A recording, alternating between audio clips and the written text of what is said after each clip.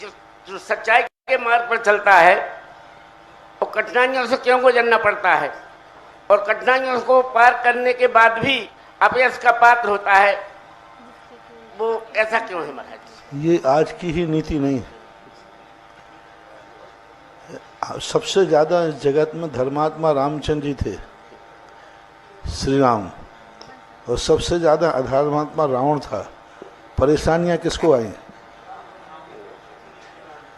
हाँ, जिंदगी में सारी परेशानियां, तो ये परेशानियां नहीं कहलाती, ये हमारी बहुत बड़ी कसौटी कहलाती है, हमारी परीक्षा कहलाती है।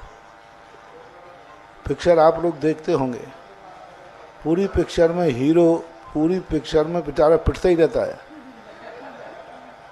संकट ही आते रहते हैं, और हीरो हमेशा, लेकिन अंत में विजय किसकी होती है? सत्यमेव जयते। दुखी से लगते हैं अपन, लेकिन ये दुख नहीं है। इनको हमारी ये जानना चाहिए कि हमारे ऊपर जो दुख आया है अच्छा है, कम से कम हम दुख में भगवान का नाम तो लेते हैं। जैसे ही सुख आ जाता है तो व्यक्ति भगवान का नाम नहीं लेता, भूल जाता है। ऐसा सुख किस काम का जिसको सुख पाने के बाद व्यक्ति धर्म भूल जाए?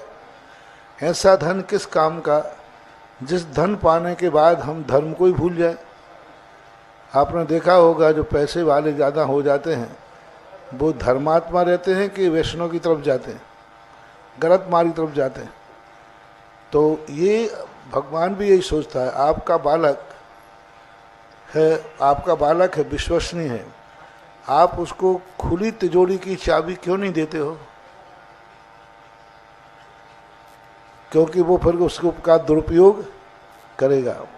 ऐसा ही प्रभु कहता है, जो हमारे भक्त हैं हम उनको उतना ही देंगे जिससे गड़बड़ नहीं कर सके हैं।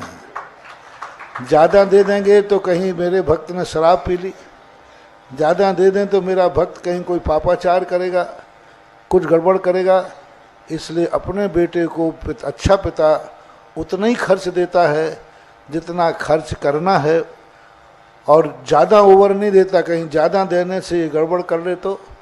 इसलिए जो आप लोगों के पास थोड़ी बहुत परेशानी गरीबी है, इसको प्रभु कृपा मानना चाहिए कि प्रभु चाह रहा है, साईं इतना दीजिए जामे कुटुंब समाए, मैं भी भूखा ना रहूं, साधु न भूखा जाए। ये गुरु कृपा मान करके, प्रभु कृपा मान करके अपने आप के जीवन में संतोष धारण करना चाहिए। परेशानियां तो सज्जनों पे ही आएंगी, क्योंकि दुनिया दुर्जन सज्जन को ही परेशान करेगा, दुर्जन को नहीं। वनवास श्री राम को ही मिला, रावण को नहीं मिला। रावण को वनवास क्यों नहीं दिया? वो जाते ही नहीं, वो जाते ही नहीं। वो रावण को क्या, जैसे वनवास जो बोलता पहले तो उसी को निपटा देता है।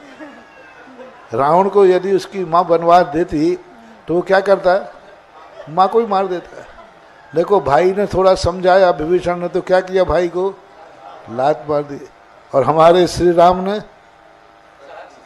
देखो, पहली बार श्री राम ने जिसने वनवास भेजा उसी कैकेयी के पैर पड़ लिए, कैकेयी के पैर पड़ लिए, जिसने वनवास दे दिया, जिसने संकट दिया। और क्या गजब का विश्वास था। मंथरा कहती है कि हे कैकेयी, तुम सोचती हो कि रामचंद्र जी वनवास चले जाएंगे? ऐसे कौन राजपाट छोड़ देगा? आप देखना आपका वचन बेकार जाएगा। रामचंद्र जी कौन राजगद्दी छोड़ता है? सुबह राज तिलक होना, राजगद्दी आपके कहने से यूं छोड़ देंगे? नहीं छोड़ना, तुम कहोगे ध्यान रखना, सावधान रहना, तुम्हारी जिंदगी का नाश हो जाएगा, तुम्हारा और हमारा विनाश निश्चित है। गजब मानना पड़ेगा। कैकेयी क्या कहती है? मंथरा, तू नौकरानी है, नौकरानी रहेगी, दासी है, तू राम को नहीं जानती। राम को मैं जानती हूं कि सारी दुनिया उलट पुलट हो जाए लेकिन राम कभी पिता की आज्ञा का उल्लंघन नहीं कर सकते। जय हो। ये विश्वास किसका था? कैकेयी का। राम नहीं कर सकते, मैं जानती हूँ राम को। वो 14 वर्ष के पहले वनवास से नहीं लौट सकते। मैं जानती हूँ क्या है ना, दुश्मन भी उसके विश्वास को जानते हैं। इसलिए सारी दुनिया में नहीं, अपन भी ऐसे ही हैं, अपन उन्हीं के भक्त हैं। जितनी परेशानी आई, देखो भाई रायपुर के ना जी राय बाबू, रायपुर से रामचंद्र जी बराबर कष्ट तो नहीं है। आपने भी रामायण देखी होगी, मैंने भी रामायण पढ़ी है। देखो उन महापुरुष के ऊपर क्या कष्ट थे, उन कष्टों की कल्पना करो आप, और तुम्हारे कष्टों की कल्पना करो। महाराज वो प्रभु थे, मैं इंसान हूँ छोटा सा। और कभी डॉक्टर साहब हैं यहाँ के। डॉक्टर साहब महाराज आप सुना, ठीक है। अब देखिए, अपन रामचंद्र जी के 14 वर्षों के कष्टों की कल्पना करें, और आप लोग अपने जीवन की कष्टों की कल्पना करो, तो बोलो तुम्हारे कष्ट ज्यादा निकलेंगे कि श्री राम के? प्रभु थे, वो प्रभु थे प्रभु हैं? वो प्रभु थे प्रभु। हाँ, और मैं एक छोटा सा तुच्छ इंसान नहीं हूँ। नहीं, जब वो मानव थे तब तो वो मानव ही थे। अपने लिए भगवान है, वो अपने लिए तो मानव ही थे। उनके भी आंख में आंसू आया है, ऐसी बात नहीं।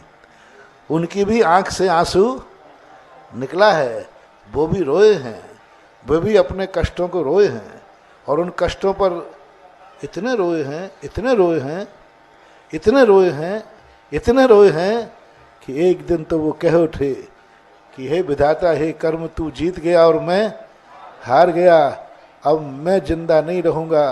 प्रातः काल यदि लक्ष्मण जिंदा नहीं हुआ तो मैं भी, बोलो, अपने मृत्यु की घोषणा कब करता है व्यक्ति? जब सब तरफ से, हाँ, अभी उनसे तो अपन आगे हैं।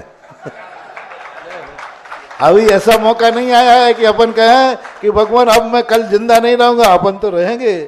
तो उनको देख देख करके अपन को, जब वो इतनी बड़ी माया, इतनी बड़ी शक्ति इन कष्टों से गुजर सकती है, तो अपन लोग गुजरते हैं, तो कोई बड़ी बात नहीं है।